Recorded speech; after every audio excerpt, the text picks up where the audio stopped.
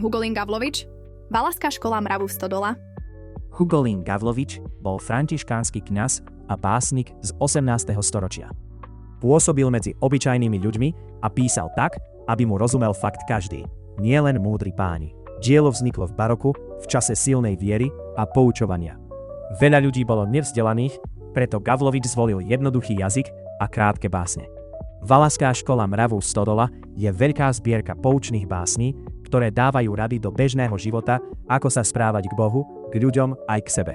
Každá báseň má jasné ponaučenie. Rieši sa tam čestnosť, pokora, pracovitosť, ale aj problémy ako lenivosť či opilstvo.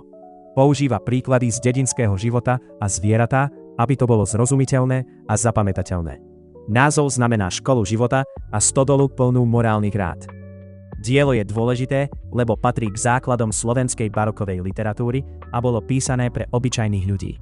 No a toto plus všetky poznámky na slovenčinu plus videá, výpočty na maturitu nájdeš na schoolnote.sk.